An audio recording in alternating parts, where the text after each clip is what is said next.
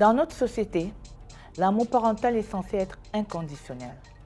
Mais la réalité est souvent bien plus nuancée. Que se passe-t-il lorsque des parents montrent des préférences évidentes envers certains de leurs enfants? Comment cela influence-t-il le développement émotionnel, social et psychologique des enfants? Tout au long de cette émission, nous explorerons les différentes facettes de ce phénomène délicat. Le sujet que nous abordons cet après-midi est bien évidemment le favoritisme parental, impact sur les enfants. Mesdames et messieurs, bon dimanche et bienvenue à l'émission En toute sincérité avec le mentor Gaël. Émission qui décrypte les faits sociaux en toute franchise et à cœur ouvert. Je suis Madame Ghislaine et je vous retrouve après le jingle.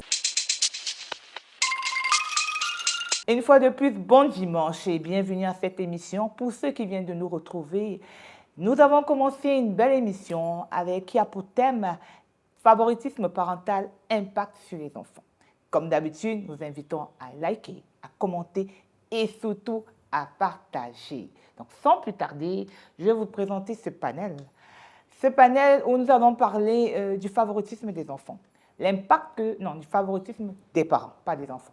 Et l'impact que ça a sur les enfants. Nous avons des dames, des mamans. Nous savons que les mamans sont les porteuses des enfants. Hein, c'est d'elles qui donnent la vie. Vous êtes très belles, mesdames. Bonsoir. Pourquoi vous êtes crispées? Bonsoir. C'est vrai qu'on a en toute sincérité, mais un peu de sourire. Bon après-midi, mesdames. Vous allez bien aujourd'hui? Par la grâce de Dieu. Ça va. Ça va. Donc, comme d'habitude, je ne vais pas répéter, nous avons le mentor Gaël, que nous connaissons, qui est notre psychologue, qui est notre théologienne et qui est notre consultante permanente sur ce plateau. En face d'elle, nous avons Ruth, évangéliste Ruth. Pardon, le titre en vaut la peine, n'est-ce pas? Évangéliste Ruth, qui est justement une très, très bonne servante et qui a accepté de partager avec nous son témoignage. Et à côté d'elle, nous avons encore, une fois de plus sur ce plateau, Madame Ange Fouda, qui a encore un témoignage. Et cette fois-ci, ce n'est pas sur son mari, c'est sur elle-même. Bon après-midi, Ange. Merci à vous aussi, Madame Ghislaine. Vous allez bien? Tout le monde va bien? Oui, je vous veux détendu. Hein. C'est vrai que c'est un sujet qui peut être très délicat, qui peut être très sensible. On vous invite vraiment à être très sincère, comme le dit l'émission. En toute sincérité, être sincère. Le but, c'est de soigner des personnes. Il y a des personnes qui traversent des situations que vous avez traversées. Il y a des parents même qui ne savent même pas qu'ils sont en train de mal faire, mais vraiment avec votre témoignage et avec l'analyse du mentor et vos contributions, je suis sûre que beaucoup de gens vont se réviser. Donc, nous avons un rituel que nous faisons généralement. Et tout ce qu'il a fait, c'est de lever la main droite et de répéter après moi. Donc, nous allons lever la main droite. Et on répète. Je promets d'être sincère. Je promets d'être sincère. Et de dire réellement ce que je pense. Et de dire réellement ce que je pense. Sans faux fuyant. Sans faux fuyant. Sur le sujet. Sur le sujet. Vous applaudissez pour vous-même. Alors, je vais commencer par Ange. Ange. Je vais vous assimiler à quel personnage que je connais? À Joseph. À Joseph. On connaît ce personnage de la Bible, le célèbre Joseph. Joseph était celui qui était préféré de son père. Je ne sais pas si vous, c'était le père ou la mère, mais je crois que c'était la mère. Mais lui, c'était le père. Et ses frères étaient très jaloux. Donc, vous nous avez dit que vous étiez la préférée de votre mère, que vous ne saviez même pas, mais que c'était le cas et que ça a vraiment rendu vos frères dans des situations très difficiles. Vraiment. Donc, racontez-nous votre histoire. En fait, je suis la troisième dans une famille de 5 enfants. Ma mère a fait 2 mariages, 2 enfants avant de rencontrer mon père. Donc quand moi j'arrive sur Terre, comme on va dire vulgairement, j'ai déjà 2 aînés. Et sans le savoir, le fait que maman était très proche de moi affectait beaucoup ma grande sœur. Et ça sont des choses que j'ai découvertes bien après le décès de maman. Parce que nous avions des petites guéguerres à la maison, bêtes, qui n'avaient pas de sens. Le fait que ma grande sœur tout le temps préférait rester loin de nous. Moi, je mettais ça sur le cadre que, bon voilà, elle a sa vie, ses envies, elle n'a pas forcément envie d'être tout le temps collée à la maman, ce genre de choses. C'est plus tard que j'ai su qu'elle était frustrée parce qu'à chaque fois que moi je faisais un truc, maman avait, je ne sais pas si je vais appeler ça la maladresse, de lui dire tout le temps, regarde ta petite soeur, elle a fait ci, regarde, elle au moins, elle pense comme ça, regarde, et ça l'a frustrée. Ça l'a vraiment frustrée. Ma soeur a voulu nous quitter très tôt, vraiment très tôt. Elle voulait partir loin de nous. Résultat, elle a quitté le Cameroun, ça fait presque 18 ans, hein, 18, 17. Elle voulait partir, aller recommencer sa vie ailleurs. Donc, avoir une nouvelle identité qui allait effacer ce sentiment-là qu'elle vivait derrière mon ombre. Et ça, honnêtement, je ne l'ai jamais su. Ça m'a vraiment fait mal quand elle m'a dit ça pour la première fois. Et j'ai revu comment j'étais plus jeune, parce que j'ai toujours été la plus vaillante, la plus engagée, celle qui va vers les autres, celle qui... Donc, du coup, on se disait que moi, je ne peux pas avoir mal. Je sais tout gérer, je sais tout avaler, je sais tout analyser. Et ma mère essayait de cadrer cette énergie à sa manière. Parce qu'aujourd'hui que je suis maman, je vous assure, c'est facile de vraiment se retrouver en train de faire cette maladresse. Parce que j'ai failli faire ça avec mes deux aînés. Mais heureusement, le second m'a rattrapé très vite. Parce qu'il avait peut-être 4 ans. Je suis venue leur rendre visite et il m'a dit, je sais que ce n'est pas moi que tu es venu voir. C'est Uriel, ton préféré. Cette phrase m'a blessée. J'ai compris que j'étais en train de faire la même erreur. J'ai recommencé donc tout à zéro. Parce que c'est vraiment pas facile quand vous avez 4 enfants et mère célibataire. Parce que maman nous a élevés seuls. Donc, chaque enfant a sa personnalité. Chaque enfant a ses problèmes. Chaque enfant a ses défauts. Donc, tu dois t'attarder sur le premier, écouter le deuxième, gérer le troisième, gérer le quatrième. Et c'est vraiment pas facile. Et votre feu maman, à qui on dit d'ailleurs paix à son âme, est morte le jour de votre date de naissance? Oui, elle est morte le jour de mon anniversaire et ça a fait couler beaucoup de salive. Comment ça? D'aucuns disaient que c'est une manière de me dire reprends-toi. D'autres disaient que ça prouve que je n'étais pas sa préférée. D'autres encore disent que c'était une manière de me maudire. Donc, Et comment vous avez ressenti ça? je crois que pour me relever, c'était un peu difficile parce que quand tu perds ta mère le jour de ton anniversaire, jusqu'à présent, mes frères ne me souhaitent pas joyeux anniversaire et ça me frustre toujours. Parce que eux, c'est la mort de maman, c'est le jour où elle est partie. Donc, les autres disent joyeux anniversaire, mais moi, le simple fait qu'aucun membre de ma famille ne le fait, c'est... Bon, mes deux sœurs ont compris, donc depuis pratiquement 2 ans, elles essayent, le jour de mon anniversaire, de me rendre gai, de me faire des cadeaux. Mais mes frères, non. Pas d'appel, pas de message, rien du tout. Et ils ont vécu ça comment? Le fait qu'elles soient mortes le jour là, à ce jour Bon, précis. chacun de mes Par frères... rapport à vous, eux, ils se disent, qu'est-ce qu'ils se sont dit? Bon, mon aîné, quand maman est décédée, il était hyper en colère. Il était vraiment hyper en colère parce que c'est lui qui était avec elle à l'hôpital pendant ces derniers jours. Et ma maman, avant que je n'aille en mariage, j'ai fait 2 enfants. Chez nous, les Bantous, on dit que la maman reste toujours avec les enfants nés dans la maison de famille. Donc ma mère est restée avec mes 2 aînés. Et mes frères avaient toujours l'impression que l'amour qu'elle avait pour moi, comme je suis partie en mariage, elle a versé ça sur mes fils uniquement. Et elle n'avait pas le même regard sur leurs enfants. Donc mes enfants sont devenus les petits-fils préférés.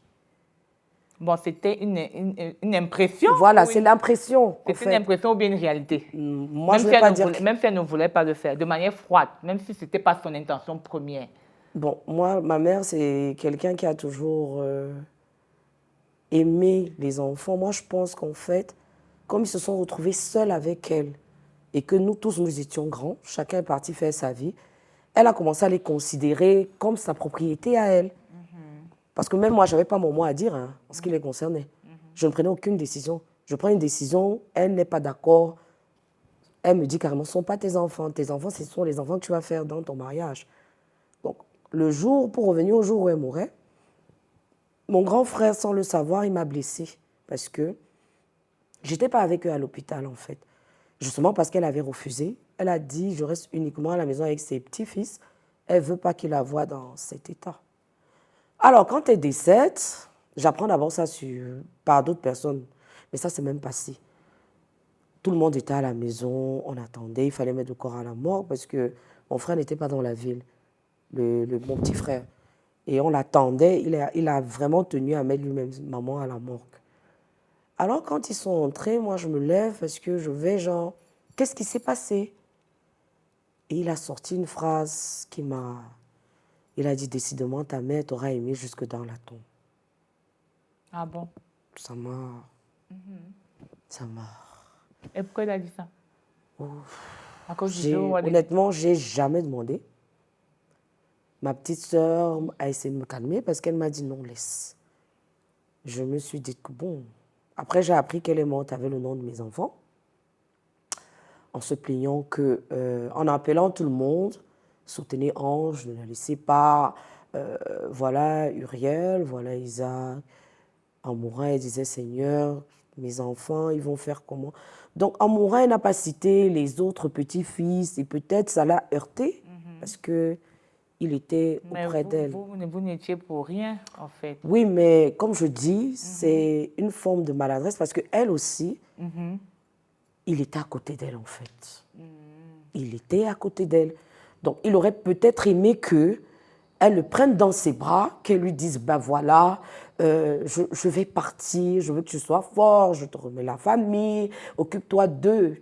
Bon, moi, j'ai pris ça dans ce sens. Parce qu'aujourd'hui, je suis vraiment maman et je me dis que c'est vraiment un manque de délicatesse. Et lui, c'est la colère. Il a juste versé cette colère quand il m'a vu. Je ne suis même pas sûre qu'il s'est rendu compte qu'il m'a vraiment blessée. Parce que cette phrase, ça m'a...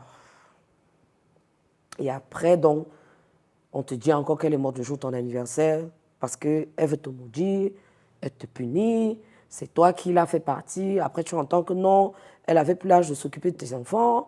C'est parce qu'elle s'occupait de tes enfants qu'elle s'est fatiguée. Elle a commencé à mourir, dépérir. En fait, c'est tout ça, quoi. Ok. Mais ça va, ça fait 4 ans. Ok. Même si ça ne va pas, il faut prendre le temps. Hein. Il faut prendre le temps de faire le deuil. Non, ça va. Oui. Évangéliste Ruth. Vous incarnez, on va dire quel personnage que je vois, j'ai envie de dire Ésaü, qui n'était pas forcément le préféré de sa mère, qui avait un penchant beaucoup plus sur l'autre. Bon, maintenant, moi, je ne sais pas chez vous quel était qui était qui, si c'était votre mère qui aimait plus les autres ou bien votre père qui aimait plus. C'est que vous n'étiez pas la préférée Bon, moi, je pense que c'est chez papa. chez papa. Ok, donc on va dire, voilà. Et qu'est-ce qui s'est passé? Racontez-nous votre histoire. Bon, ce que je peux dire, c'est que au début, nous étions bien avec papa. J'étais bien avec lui au début. Mais à un certain moment, les choses ont changé. Quand je dis changer, vous allez m'excuser, hein. Quand je donne ma vie à Jésus, je donne ma vie à Jésus, papa me dit, tu vas sortir de la maison. Je vais sortir de la maison parce que lui, il avait une autre domination c'était les branhamistes. Et maman était pentecôtiste. Bon, j'ai donc décidé de suivre maman. Et alors, c'était pas facile. Je me rappelle qu'à me chasser de la maison, on m'a même tapé ce jour. Mes aînés m'ont tapé. Et quand je suis sortie de la maison familiale, je me suis retrouvée dans une maison adoptive. J'ai travaillé comme bonne ménagère pendant beaucoup des années. Mais ayant gardé cette douleur-là dans mon cœur, c'est vrai que même déjà à la maison, il y avait une différence. Parfois, quand on marchait avec papa, certaines de mes sœurs, elles vont choisir des beaux vêtements, Je n'ai pas le droit d'aller marcher avec eux. Je n'ai plus le droit de choisir les vêtements que moi je voulais. Et donc, parfois, ça me frustrait beaucoup. Ça me dérangeait tellement. Je me demandais quel est le péché que moi j'avais commis à cet âge-là, de voir cette indifférence entre les enfants. Bon, je me suis demandé, est-ce que c'est parce que ma grande sœur était brune, et moi j'étais noire comme maman? Bon, je me posais beaucoup de questions parce que papa lui était très brun. Donc, je ressentais ces rejets-là dans toutes les dimensions, même au niveau de l'école. C'était toujours du genre, j'étais toujours délaissée. À un moment donné, j'ai détesté mon père à cause de ça. J'ai eu trop mal. Et les conséquences de ça, c'était déjà, j'étais devenue agressive, pas agressive, têtue, rebelle. Donc, ça m'a un peu déformée, quoi. Donc, j'ai vraiment vécu des moments très, très difficiles avec mon papa. C'était vraiment touchant. Touchant, parce que le fait que tu vis chez les gens, parce que tu n'étais pas ton père, tu vis les humiliations, tu ne dors pas la nuit quand d'autres dorment. Toi, tu es debout, tu ne fais que travailler. Et vous êtes, vous êtes même père, même mère, c'est même pas? père, oui, si. Ok. Même père, même mère. J'ai oublié de dire, je suis la 7e enfant de ma mère. Ok. Je suis la 7e, mon papa avait D'une famille de 14 enfants. 14 Wow. enfants. C'est pas la polygamie, c'est Non, non, une non. seule femme, 14 enfants. Waouh, disons. Ok. Et 14 enfants, oui. ok. Et donc, et vous étiez seule qui travaillait toujours? Oui, oui. À la maison, je me rappelle qu'à l'époque, là, pendant ces périodes, quand j'étais d'abord en famille, avant d'aller où j'étais hébergée, c'est moi qui faisais presque tout à la maison. Je faisais tout, les ménages, le sol, les assiettes, les marmites. Et à l'époque, on me partait puiser l'eau dans une rivière. Donc, je portais des grosses bassines et tout ça. Donc, j'étais un peu comme la domestique de la maison. Elle et vous ne faisiez rien? Bon, c'est vrai qu'à l'époque, mes aînés n'étaient pas là. Ils sont tous partis. J'étais avec mes cadets. Donc, vu encore tout ça là, je me suis encore sacrifiée pour mes frères parce que j'ai dû sacrifier mes études pour prendre soin de mes petits frères. Donc, c'était vraiment pas facile. C'était des périodes difficiles. Donc, j'ai dû être adoptée par une famille où mon pasteur de l'époque. Vous avez fugué de la maison? Ou bien vous êtes pas... Non, vous êtes non, non. chassé? Oui, oui, oui. On m'avait chassé de la maison. Que sors, l'église va tout faire pour toi. Le Dieu que tu as choisi va tout faire pour toi. Donc, je me suis Et retrouvée vous aviez quel dehors. âge? J'avais 14 ans. 14 ans? Ouais. J'avais 14 ans, donc, et je ne peux pas vous mentir, c'était une expérience très, très difficile pour moi. Quitter à cet âge de l'adolescence, vivre une vie difficile, tu n'avais pas droit à certaines choses. Vous savez, quand vous vivez chez les gens, vous n'êtes pas libre.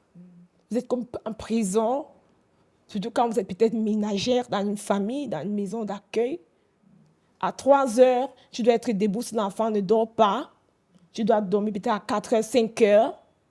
Et tous les travaux de la maison, c'est toi qui les fais. Donc, j'étais trop... Mais je n'avais pas vraiment de choix, puisque mon derrière n'était pas bon. Je ne sais pas où aller, rentrer, pour ne pas rentrer chez mes parents. Je devais supporter ça. Et en même temps aussi,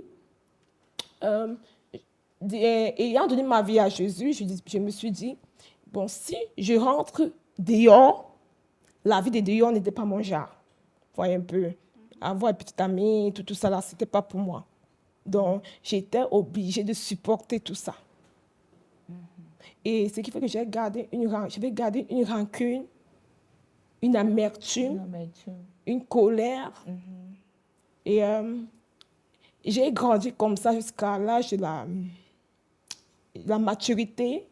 Ce qui fait que les sentiments même de la famille étaient pratiquement partis. Donc, je n'ai plus de sentiments pour la famille puisque j'avais grandi seule. Voilà un peu. Donc, c'est ça. C'est ça. Wow. Vos histoires sont touchantes. Hein? Maintenant, vous savez que quand moi, ça me touche, je vous envoie la balle. Bon, dites-nous, qu'est-ce qui peut faire qu'un parent préfère un enfant à un autre? Euh, Plusieurs paramètres peuvent faire un parent préfère un enfant à un autre, hein. J'ai une petite histoire, quand j'étudiais le thème. Une dame qui disait, elle a accouché son premier enfant, l'accouchement était très difficile. Et on n'a pas pu mettre l'enfant, comme on met souvent aux mamans là. Donc très vite, on a amené en urgence, en néonat, parce que l'enfant n'allait pas bien. Et elle dit, son deuxième enfant, ça s'est très bien passé, on l'a posé là. Et voici ce qu'elle dit. J'ai su à cet instant, quand on a posé mon deuxième fils sur mon cœur, qu'il allait être le préféré. Pourquoi? Pour elle, le fait qu'on a enlevé le premier, elle n'a pas eu le temps de tisser un lien. C'est sa perception, hein. Première cause qui fait en sorte que les parents préfèrent les enfants par rapport à d'autres, la perception des événements vécus. Nous n'avons pas la même manière de vivre les événements. Une autre maman allait faire l'inverse. Comme celui-ci a failli mourir, il n'est pas resté avec moi. Elle va plus s'attacher là-bas. Or, chez l'autre, elle dit, ah, je n'ai pas eu le temps de nouer avec lui. Oh, celui-ci, il a choisi. Elle va interpréter que celui-ci m'a aimé. Il a choisi. Donc, c'est compliqué. Donc, un, il y a la perception. Deux, il y a les circonstances de la grossesse. Parce que certaines mamans vivent le calvaire enceinte. Vous allez entendre qu'il y a des mamans qui te disent que ah, quand j'étais enceinte de telle, j'avais la chance. C'est là où les choses se sont ouvertes. Et il y a d'autres, chaque jour qu'elle te voit, l'accouchement m'a le plus dérangé. Elle le dit peut-être inconsciemment, mais ça crée une barrière entre vous. Ça raconte une histoire.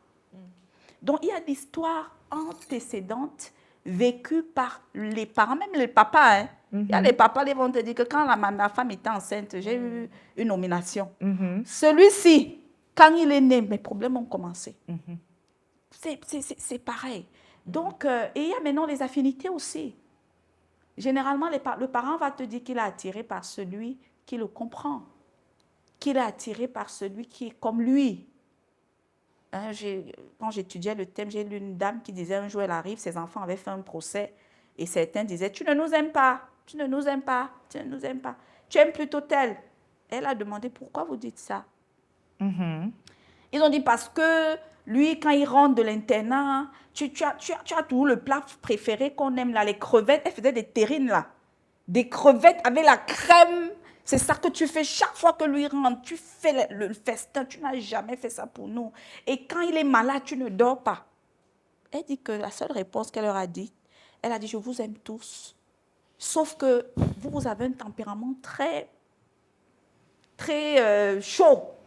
Celui-ci est tempéré. Celui-ci est calme. Donc, avec lui, il me comprend. Avec lui, ça passe. Avec lui, on se comprend sans que je ne parle. Or, vous, j'ai du mal à comprendre votre langage.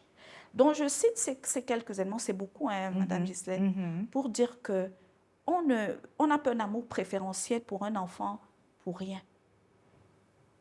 Souvent, même, c'est parce que l'enfant est très beau.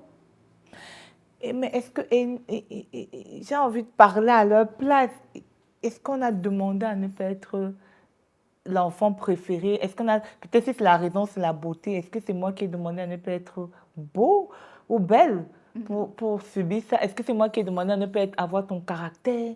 Est-ce que c'est moi? Où vais-je me réfugier si, parce que je ne suis pas belle, parce que je ne suis pas grande de taille, parce que je n'ai pas ton caractère, parce que je me réfugie où? Dans ce genre de cas. Il y a un célèbre livre qui dit que les enfants sont la force des parents. Malheureusement, nous sommes dans une société où les parents se vantent avec leurs enfants. Avoir des enfants intelligents, avoir des enfants qui ont réussi matériellement, avoir des enfants d'une beauté rare, ça donne de l'honneur, du prestige aux parents. Ça ne devrait pas être ça. Hein. Je parle de comment la société est. Parce que l'homme réagit à l'apparence. Vous voyez, donc il y a des gens, rien que parce qu'il a de beaux enfants, ah, tu as de la chance, j'aime trop ta petite, elle est trop belle. Chaque jour, même quand l'enfant est fatigué, va t'habiller ensemble. Pourquoi? Parce que ça te donne un trophée, ça te donne une parade. L'enfant qui aura le physique ingrat, et tu l'amènes 1 ou 2, 3 fois, on ne dit rien parce qu'on est un peu poli. Ou alors tu sens dans les regards qu'on dit, ouh, celui-ci ou celle-ci, c'est pas ça. Automatiquement, si vous n'êtes pas, je veux dire spirituel, hein, vous n'êtes pas armé psychologiquement, vous allez délaisser l'enfant qui n'apporte pas le prestige à celui qui apporte le prestige. Et je précise que le prestige est multiforme. Ça peut être la beauté, ça peut être l'intelligence rare. Ça peut être un talent fou. Il joue au piano, c'est grave. Les maîtresses t'appellent. Tu es un virtuose. Tu dis que vous lavez les assiettes ici, là. Sans le savoir. Donc, ce que je veux dire, c'est que malheureusement, le rôle de parent, on n'a pas appris aux parents à aimer leurs enfants comme il faut et à les soutenir dans leurs différences. La société nous a imposé des enfants qu'on doit mettre là et des enfants qu'on doit mettre. Je vais vous permettre de lui poser une question chacune par rapport à son vécu, pour essayer de comprendre peut-être ses explications par rapport à ce que vous avez vécu. Je commence par vous, Évangéliste Ruth. Posez-lui une question. Par rapport à votre vécu que vous voulez comprendre, quelque chose que vous voulez vraiment comprendre du fond de votre cœur. Bon, pour dire vrai, je n'ai pas une question par rapport à ça. Parce que moi, je pense que selon ce que j'ai appris, de tout ce que j'ai vécu aujourd'hui, c'était le plan de Dieu pour moi. Parce que ça m'a permis d'être mature, voyez un peu. Ça m'a permis d'apprendre à me battre seule dans la vie, apprendre à me défendre. Et aujourd'hui, je suis très fière de moi. Parce que je ne dépends de personne. Donc, je n'ai vraiment pas de questions par rapport à ça, mais je rends grâce à Dieu. Ange, merci pour l'intervention. Ange. Bon, moi, j'irai aussi dans le sens de l'évangéliste.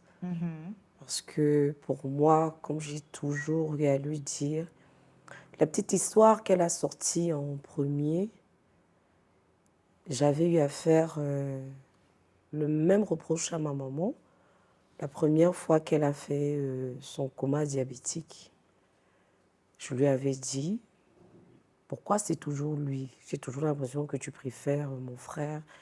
Avec lui, c'est plus facile. Quand il a un souci, tu cours. Même si tu ne lui montres pas que tu interviens, tu passes des coups de fil. Mais moi, quand je te dis j'ai tel souci, tu me dis ok, j'ai compris. Tu me laisses me démerder toute seule. Et puis elle m'a dit un truc. Il n'a pas ton caractère. Toi, tu es une battante, tu es une guerrière. Lui, il a encore besoin que je le pousse. C'est ce jour-là que j'ai appris que chaque enfant a son caractère. La question que moi, je peux poser au mentor, c'est comment faire pour que ces enfants-là ne se sentent pas tout le temps différents. Parce que j'ai ce problème, comme je le disais tantôt, avec mes 2 premiers garçons. Le second, j'ai vécu la différence des grossesses, justement. Ma grossesse a été très éprouvante. Je n'avais pas de layette, je n'ai pas fait de visite et j'ai haï son père dès la conception. Donc quand mon deuxième fils est né, ma mère était aux anges, je lui ai donné l'enfant, qu'il faut le prendre, chouchoute-le. Donc comme je vous ai dit, quand il m'a balancé ça, j'ai dit, mais attends, je continue après 4 ans. C'est profond qu'un enfant te dise, je sais que, alors que vous avez ils ont le même père et ils ont la même mère. Ça veut dire qu'en grandissant, il va reprocher ça à son aîné. Donc moi, je voudrais lui demander comment je dois continuer à éviter ça. Parce que j'ai une amie qui me fait tout le temps cette remarque en me disant, c'est celui que tu dis qu'il était, tu sais. Tu vas voir, c'est lui qui sera à la tête de tous tes enfants. C'est Isaac-là que tu dis tout le temps. Isaac est lent, Isaac est Uriel est vaillant. C'est le Isaac-là qui va sortir la tête. Donc moi, j'aimerais savoir, avec le temps, comment je fais. Parce que là, il a 10 ans déjà. Il va bientôt aller au collège. L'autre est au collège. Et il se sent tout le temps tiré par son aîné, j'aime bien. Mais je ne veux pas que ça devienne une rivalité. En grandissant, qu'est-ce que je peux faire? Donc, en grosso modo, vous me demandez, si je comprends bien, comment aimer chaque enfant dans sa différence. Oui. C'est ça la question. Je vais dire tout de go qu'il faut d'abord travailler sur soi. Vous avez dit quelque chose de fondamental tout à l'heure. Vous avez haï son père dès qu'il a commencé à grandir en vous. Pourquoi vous avez vos antécédents avec son papa? Vous avez eu un passif à ce moment de la grossesse qui, d'une manière ou d'une autre, a joué Il ressentait la colère, il ressentait que l'enfant s'il apporte trop de problèmes, il ressentait que l'enfant peut m'apporter le jugement. L'enfant, il faut qu'on dise aux mères, on ne le dira jamais assez, que dès qu'un enfant est bébé, l'enfant ressent tout. La première société de l'enfant, c'est sa mère. Et c'est ça que John Bowley, dans sa théorie de l'attachement, disait que un enfant qui tisse une relation saine dès l'enfant de 0 à 3 ans avec sa mère a 60% de chances de réussir dans la vie. Parce que, contrairement à ce qu'on peut penser, tout ce jour-là, c'est la seule personne qui voit, qui rencontre pour la première fois. C'est ça, non? Qui rencontre pour la première fois, qui lui donne les soins. Mais si pendant qu'on lui donne les soins, il sent, maman n'est pas vraiment là, elle me donne les soins, mais elle n'est pas là. Il y a des gens, je vais vous choquer, il y a des gens qui ne peuvent pas dire, ah, ma mère. Il y a souvent des gens qui parlent de leur mère les larmes, non? Certains disent que moi, je ne peux pas dire ça. Je ne ressens pas ça. Il se trouve anormal. Pourquoi moi, je ne peux pas dire que ma mère, pourquoi? Pourtant, elle était là. Et quand il va dans sa mémoire, il fouille. Il dit, mais je n'ai pas d'histoire touchante avec ma mère. Elle me nourrissait. Elle m'amenait à l'école. Elle me donnait des conseils. Parce que ce psychologue-là, John Bowlby, dit ceci. Le premier besoin de l'enfant, ce n'est pas la nourriture. Hein. Comme on croit ici en Afrique. Dès que mère, donne-lui à manger, ce n'est pas ça. Hein. Premier besoin affectif de l'être humain depuis l'enfance, c'est l'affection. On dit que c'est un besoin primaire. Quand on se comprend. On dit souvent que les besoins primaires, c'est manger, boire. On dit l'amour. Vivre, oui. L'amour, l'affection que l'enfant a avec la mère, la relation qui les lie, est déterminante pour le reste de sa vie. Si elle est mal gérée, vous allez voir des enfants évitants. Ils vont grandir, ils ont tout l'impression qu'ils se braquent. Vous allez voir des enfants agressifs. Les enfants qui ont des mamans addictives à l'alcool ou à la drogue, peut-être parce qu'elles avaient des soucis. La plupart des repris de justice, là, vous partez dans les prisons. Vous voyez les enfants de la rue, là. Allez leur demander qui était leur mère. Vous allez comprendre. 90%, la mère avait un problème. Elle avait un problème, pourquoi? Parce qu'elle s'est laissée emporter par les soucis de la vie. Hein. Elle n'a pas travaillé sur elle. C'est pour ça que j'étais en train de répondre. Peut-être le gars abandonnait la grossesse, je ne sais pas. Peut-être la mère est défaillante. La mère a accouché, mais elle est immature. Parce que tenez-vous, être mère, ce n'est pas être génitrice. Hein. Il y a beaucoup de génitrices, peu de mères. Parce qu'être mère, c'est un rôle. Plein de temps. Être mère, c'est une relation avec chaque enfant. Je veux même aller plus loin. Être mère, c'est être psychologue. De tes enfants, tu commences à les psychanalyser. Tu ne sais pas que tel est comme ça parce que ceci, quand elle se tait déjà, il faut que je fasse ça. Parce que moi, par exemple, j'avais connu ça, j'ai mon fils, mon troisième fils. Lui, il allait être très froid comme son père parce que mon mari est un peu froid. Il ne demande pas, ce n'est pas le genre d'enfant qui vient vers toi pour les câlins. Mais quand j'ai accouché ma petite dernière, là, elle est là attachante. Donc, dès que je sors, tu me gardes, maman. Donc, j'avais tendance à dire, c'est la dernière. Je lui gardais des choses, je ne donnais pas à l'avant-dernière. Vous savez ce que mon fils là faisait? Il déchirait toutes mes choses. Je viens trouver les photos de mon mariage déchiré. Pour rien. Pour rien. Tout ce qu'il trouve de moi, il casse. Un jour, je lui avais demandé pour mon fils, tu t'es fait quoi? Tu me détestes. Tu gâtes mes choses, pourquoi? Il ne m'a rien dit. Mais je suis allée, j'avais commencé les cours de psychologie. Mon petit esprit m'a dit, il ne te sent pas. Il se sent aussi dernier. Les avant-derniers que vous croyez qu'ils ne sont pas derniers, là, quand tu gardes à l'autre, garde-lui aussi. Et mon fils, là, est devenu, c'est lui que dès que je sonne, maman, bonjour. Même s'il court, il fuit. Il ne me disait même pas bonjour. Maman, donne-moi ton sac, je monte avec. Pourquoi? Parce que j'ai observé. J'ai dit, lui n'est pas demandeur. Tous les enfants ne viennent pas. Mais ça, la mère le dit. Même comme celui-ci est dans son coin là-bas, il attend que tu l'appelles. Ne dis pas qu'il n'est pas intéressé. Trouvons les langages de nos enfants. Les langages d'amour, ce n'est pas seulement dans le couple, c'est également avec les enfants. Dites-moi, je voulais savoir, merci mentor, je voulais savoir, votre mère était où quand votre père vous a mis dehors? Bon, maman était là. Donc, elle aussi, vous n'avez pas eu des relations particulières. En fait, je reviens à ce qu'elle disait, des relations mère-enfant. Bon, on a eu des relations avec maman, vous savez. Pourquoi elle a accepté qu'on vous mette dehors? Pourquoi? Bon, maman n'avait pas trop de paroles, puisque déjà, leur religion ne permettait pas à papa et maman de s'accorder. Vous comprenez un peu Non, je veux bien comprendre. de comprendre. Ok, comme je disais au début, maman ne peut pas parler parce qu'elle était pentecôtiste. Au fait, moi, je l'ai suivie. Donc, elle était pentecôtiste. Oui, moi, je l'ai plutôt suivie. J'ai laissé papa. Sa Donc, religion. Sa pour la religion pour religion de maman. de maman. Donc, et là, maintenant, papa était plutôt fâché de maman parce qu'elle elle m'avait plutôt embarqué dans... Sa religion. Oui, donc, du coup, elle n'avait pas mot à dire. Et papa- quand vous êtes parti de la maison, elle continuait à entretenir une relation avec vous. je peux dire que je me suis coupée de la famille. Et celui qui vous a reçu, c'était un pasteur. C'est un pasteur. Vous le connaissiez avant, non? Bon, disons que c'est lui qui m'a conduit au Seigneur à l'époque. Ok. À l'époque, oui. Mais c'est lui qui vous faisait laver aussi les assiettes comme tous les jours. Bon, disons, en fait, il m'a plutôt aidé en même étant dans une maison d'accueil. Ok, je comprends mieux maintenant. Oh, Je comprends mieux. donc, c'est un peu ça. Maintenant, moi, j'ai une petite fille, une de mes petites nièces. Une fois qu'elle est venue à la maison, après, elle me regarde et me dit, Tata, moi, je ne suis pas belle. Je sais que quand les gens me regardent, ils trouvent que je ne suis pas belle. Elle a Oh quel là âge? là. Elle a quel âge? 5 ans, 6 ans. 5 ans? 6 ans au plus. Non. 6 ans au plus. Elle me Wow. dit, je sais que je ne suis pas belle. Quand les gens me regardent, ils disent bœuf. Je l'ai regardée comme ça. Je dis, pourquoi tu dis ça? Tu es belle. Elle me dit, non. Je sais que les gens ne me trouvent pas belle.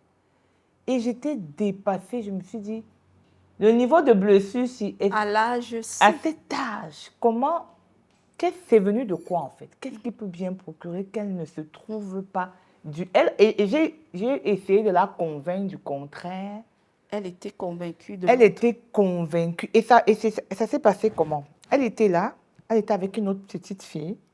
C'est vrai qu'elle est un peu plus mignonne qu'elle. Moi, je la trouvais mignonne, hein. Mais l'autre est plus mignonne. Malheureusement, 2 autres filles sont encore venues. Toujours plus mignonne encore. Elle n'a pu parler jusqu'à le lendemain, jusqu'à ce qu'on se sépare. Elle était déjà. C'est là où elle me sort ça. Donc, je voulais bien très comprendre tôt, ce qui s'est passé. C'est tôt. Comment elle a eu cette connaissance de ces choses? Ça vient de quoi? Est-ce que sa mère le lui dit? Est-ce que c'est son père qui le lui dit? Est-ce que ça vient du fait qu'elle sent qu'elle n'est pas favorisée? C'est compliqué, hein? Parce que je reviens d'abord à la société et à la télé. Même nous, les grandes personnes, là, quand tu te places devant une série télévisée, une publicité, on te montre la femme idéale. Elle est blanche, métisse ou brune. Elle a les formes. On vous passe un message subliminal. Regardez dans les publicités des produits défrisants pour enfants. Prends tous les mignonnes filles, non? Tu as déjà vu là-bas une petite fille quelconque.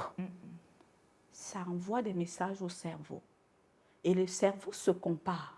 Et le cerveau, même si l'enfant est petit, hein, moi je me souviens, j'étais petit, je savais déjà reconnaître qui est belle. Hein. Personne ne m'a dit. Vous aussi? Petit, je ne sais pas comment on fait. Personne ne m'a dit. Mais petit, j'avais déjà les yeux. Peut-être parce qu'on voyait Isaura, je ne sais pas, les filles, les téléfilms. J'avais les yeux pour faire le distinguo de qui est plus beau que l'autre, qui est plus riche que l'autre. Ce n'est pas que mes parents se sont assis pour me dire ça. Pour dire quoi, je reviens encore sur la perception. Même les enfants perçoivent les choses. Je vous ai parlé d'Antam qui a les enfants. Il est bébé, il a 3 mois, sans que sa mère n'est pas là, non. Est-ce qu'il parle? Est-ce qu'il entend la langue de la mère? Est-ce qu'il connaît ce qu'elle vit? Qu'est-ce qu'un parent peut faire pour... C'est pour ça que très tôt, le parent, j'ai dit tout à l'heure, le parent doit être le coach de son enfant. J'ai d'abord dit psychologue. Maintenant, je dis le motivateur, le coach de ses enfants. Est-ce que ça varie? Je veux dire, est-ce qu'une mère ne peut coacher qu'une fille et un père, un garçon, puis une mère peut être le coach? Ça, c'est 2 questions. Rappelez-moi un peu. Non, ce que j'ai envie de dire, les parents doivent être les coachs de leurs enfants. Oui. D'accord. En les orientant sur des bonnes valeurs. Parce que la société a déjà fait les mauvaises valeurs. Il faut qu'on soit conscient de ça. Et puis, toi, à la maison, tu vas dire, c'est vrai, tel est beau. Je ne vais pas dire qu'il est laid. Mais je ne suis pas sûre qu'elle est forte en géographie comme toi. Je ne suis pas sûre qu'elle sait faire les crêpes comme toi. Je ne suis pas sûre qu'elle sait... Vous devez déjà apprendre à vos enfants les talents.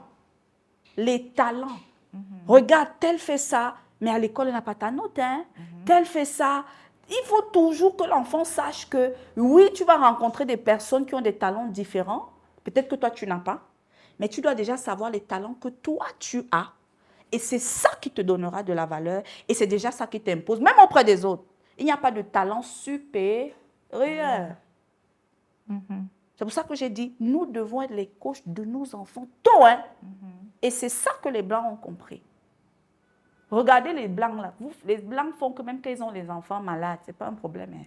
Mais nous, et c'est dès que l'enfant est un peu bizarre, le père t'accuse de dire que tu m'as donné le genre d'enfant. Ça, c'est vrai en plus, c'est vrai. Chez eux, ça sera, il va plutôt savoir qu'il faut qu'on entoure. Regardez, je vois sur les réseaux sociaux. Et comme vous avez dit que la relation mère-enfant est importante, Oui. sinon primordiale même, Oui. qu'est-ce qu'il en est des gens qui n'ont pas eu cette relation? Est-ce qu'un père peut jouer ce rôle au bas âge? Oui. Il peut, hein? Le psychologue, là, il parle de la mère parce que la mère est souvent là.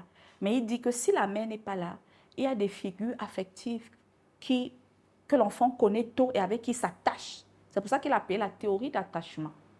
On est pour s'attacher à quelqu'un.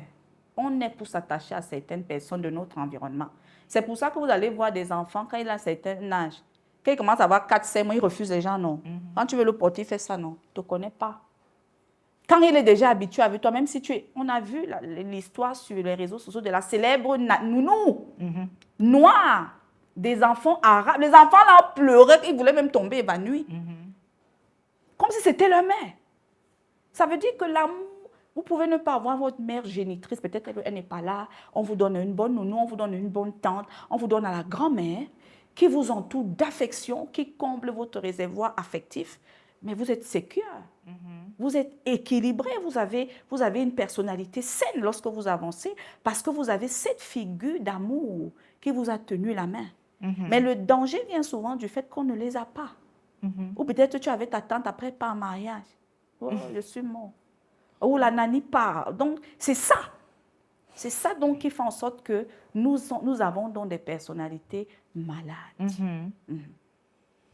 Et Ange a dit tout à l'heure que son frère était là quand sa défunte maman est partie.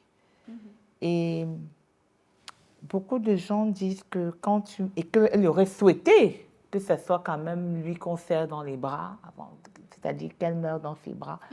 Et on dit beaucoup que c'est de manière très traditionnelle. Hein. On dit, je ne sais pas si ça se vérifie, on dit beaucoup que quand un parent meurt chez toi, ou bien un parent meurt dans tes bras, c'est un signe d'affection. C'est-à-dire, maintenant, sur le plan psychologique, je veux que vous nous expliquiez ça sur deux plans. Psychologique et après sur le plan spirituel. Et juste après, je lui donnerai la parole sur juste le plan spirituel. Vous dites que mourir quand le parent meurt. Mentor, je retire la parole chez vous. Je vous donne d'abord. Ok, d'accord.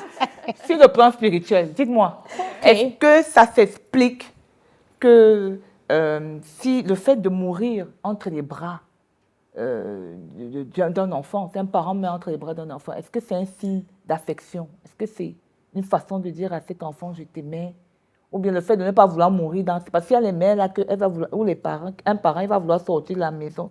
Il sort d'une maison à 15 h, il va à 16 h dans une autre maison, il meurt là-bas. Est-ce que ça veut dire qu'il préférait cette personne? Bon, moi je pense que déjà, quand ton parent meurt entre tes mains, c'est une bénédiction. Vous avez des supports spirituels? Bon, c'est vrai qu'il y a beaucoup de supports spirituels, mais je préfère parler vaguement. Parce que, vous savez, comme vous avez dit tout à l'heure, son parent pourrait bien aller mourir en route. Peut-être être par une voiture, ou bien, je ne sais pas, bien dans une rivière, on ne trouve plus son corps. Mais le fait que son parent est mort entre ses mains, moi, je pense que c'est une bénédiction. Bon, puis, ok, parce que la Bible nous fait comprendre que c'est aux enfants d'enterrer leurs parents. C'est aux enfants d'enterrer leurs parents. Vous voyez un peu. Donc, quand ton parent meurt avec tes mains, moi, je pense que c'est une grâce, et c'est un honneur, c'est une bénédiction. Tu pouvais bien mourir entre les mains de ton parent, mais Dieu n'a pas permis cela. Vous voyez un peu. Donc, moi, je pense que c'est une bénédiction. Ange, vous croyez que vous allez échapper? Vous pensez quoi? Qu'est-ce que vous pensez du fait qu'un parent meurt entre les mains d'un enfant particulier et pas d'un autre? Bon, moi, je pense que tout dépend des circonstances. Parce qu'il y a parfois des grands-parents qui attendent leur petit-fils pour pouvoir rendre leur dernier soupir. On dit généralement, chez les Bantous qu'il voulait lui laisser quelque chose. Moi, je pense que ça dépend des circonstances, ça dépend de ce que Dieu a prévu. Et la mort, c'est tout un mystère pour moi. Donc là, honnêtement, Madame Ghislaine, Vous pensez que ça n'avait rien dit pour vous, c'est un peu rien dit. c'est le choix de Dieu. C'est que tu peux même mourir, là, c'était ta mort. Il y a d'autres qui me racontent. Que tu marchais comme ça, tu es sorti. Moi, mon feu beau-frère, père à son âme, est décédé après avoir appelé mes nièces au téléphone que je suis en train de venir vous faire à manger. Donc, comme il avait l'habitude de les plaquer tout le temps, il est sorti de chez lui, il est mort. Même pas à 10 mètres, hein, il s'est écroulé. Peut-être voilà l'autre, son dernier, s'il te plaît. Elles se sont dites que... C'est dans son dernier. Elles se sont juste dernier dites crush. que Son papa dernier fait crush. comme d'habitude. Il n'est pas venu nous faire la cuisine et tout.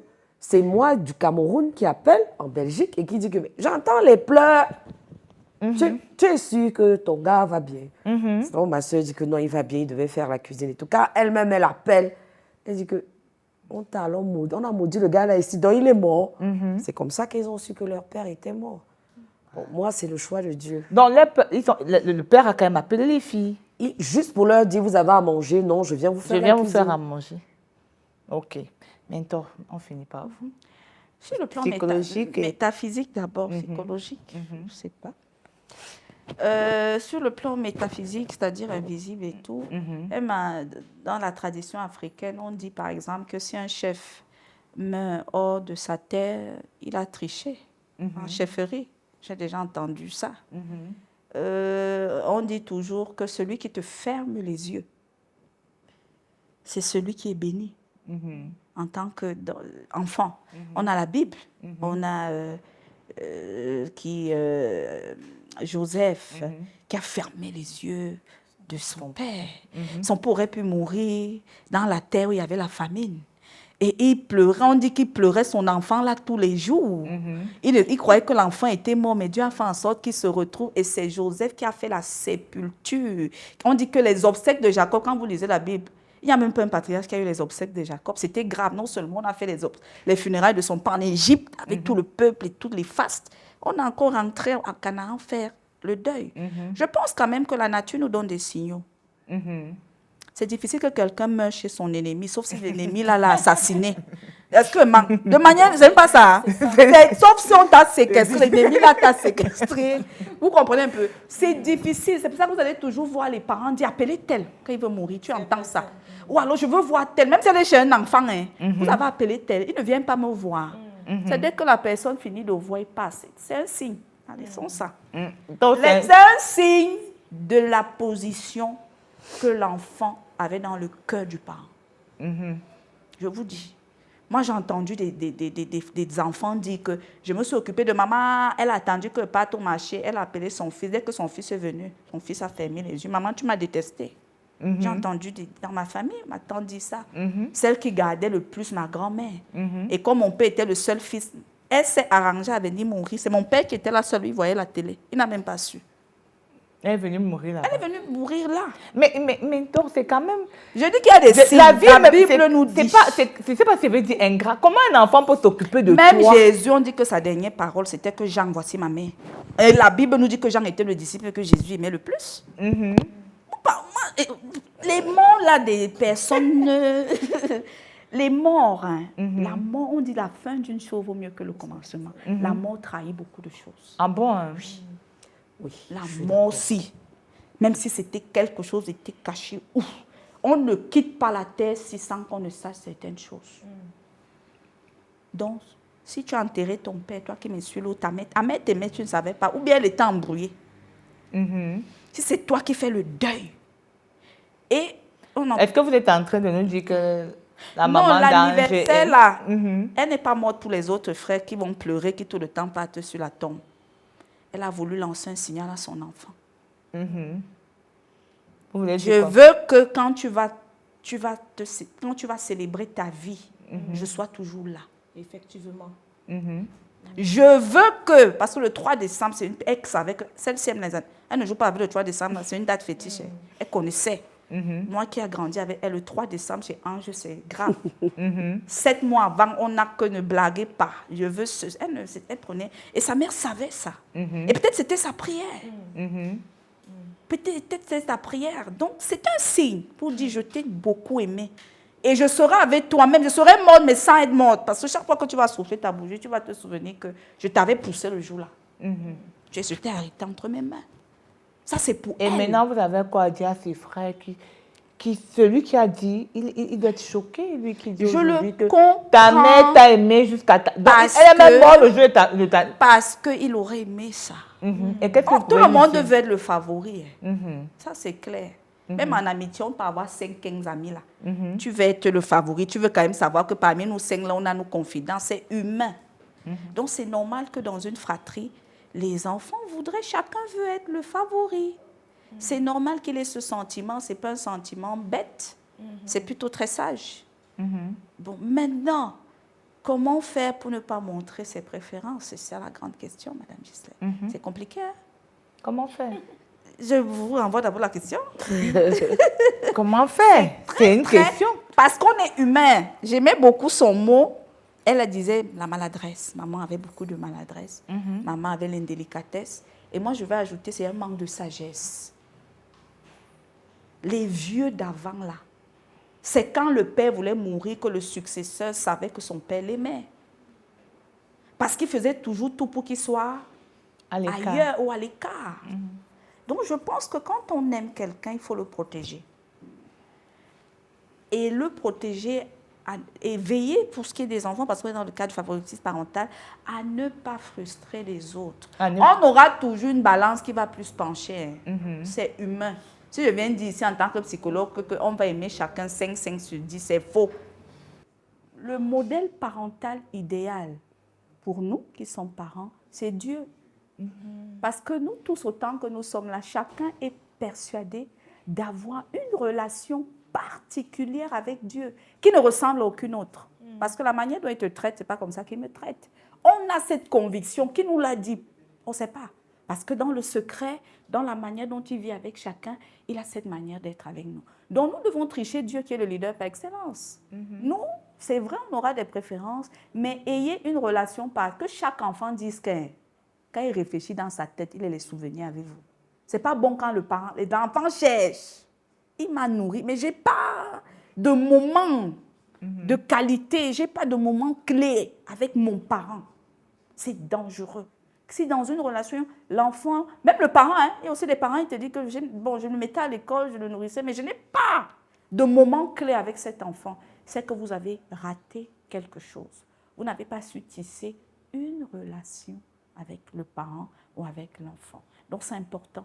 On est 5, on a 5 personnalités différentes. Je dois avec chacun avoir des souvenirs. Je dois avec chacun faire des expériences uniques selon son caractère, selon son langage. OK. Voilà. Ange, on prend une conclusion. 1 minute. Conclusion, conclue. Qu'est-ce que vous avez à dire par rapport à ce thème? Moi, par rapport à ce thème, je dirais personnellement à mes frères que dans cette situation, nous avons perdu tous un être cher.